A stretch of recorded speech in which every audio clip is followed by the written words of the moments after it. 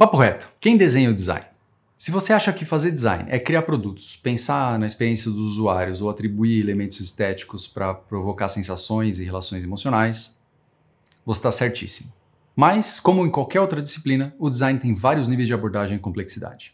Como designers, a gente está sempre propondo algo. Pode ser uma alteração, uma reproposição parcial ou total, ou ressignificação de coisas para formar algo novo. E parte desse processo é olhar para as coisas. Mas como assim? Quando a gente olha de forma analítica para qualquer coisa, a gente pode fazer as seguintes perguntas. Em que contexto e como essa coisa está inserida? Quantos elementos formam essa coisa? Quais são e como são esses elementos? Como esses elementos estão organizados para formar essa coisa? Qual é o nível de interação e conexão entre os elementos? E quais são as possibilidades e oportunidades de alteração desses elementos sem descaracterizar essa coisa? Fazendo essas perguntas e olhando para várias coisas diferentes, percebemos um padrão entre todas elas. É possível olhar para qualquer coisa, seja um objeto, um produto, um serviço, uma cidade, um modelo mental ou até mesmo o roteiro desse papo e ter respostas claras para todas essas perguntas. Isso acontece porque todas essas coisas que a gente está olhando são sistemas. E todo sistema está inserido dentro de um contexto, é composto por um certo número de elementos que têm as suas características próprias, estão organizados de maneira lógica, interagindo entre si para formar e caracterizar o sistema e, por último, é passível de sofrer alterações sem que seja descaracterizado.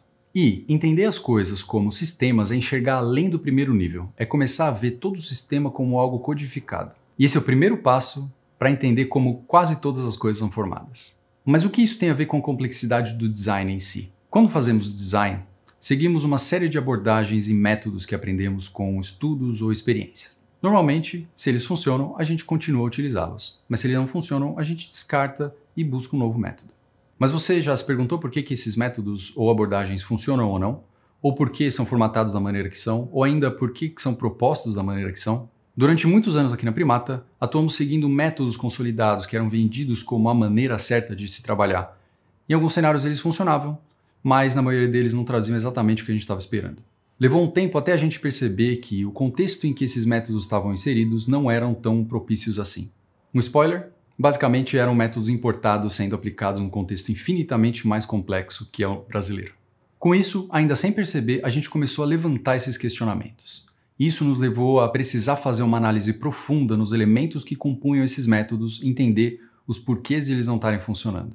Progressivamente e empiricamente, a gente foi entendendo a complexidade dos métodos e rearranjando elementos e conexões para tentar adequá-los ao nosso contexto. E quando a gente se deu conta, a gente estava lendo esses métodos como sistemas, com toda a sua complexidade. Isso nos permitiu redesenhar e até construir métodos de design. Ou seja, éramos designers desenhando como se faz o design. Durante esse processo, a gente se alimentou muito de materiais e estudos em vários níveis, e aos poucos fomos nos formando como metodologistas.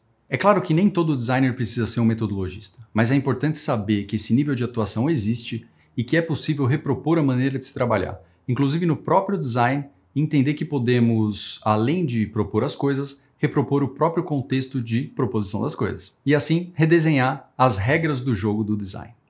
O Caio Vassão, que é uma das grandes mentes do meta-design no Brasil, tem esse livro que chama Meta-Design, e aqui ele explica com profundidade e maestria vários dos conceitos que eu falei superficialmente aqui.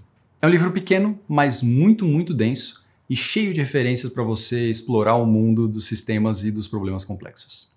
Meu nome é Vitor e esse foi o Papo Reto sobre Meta-Design.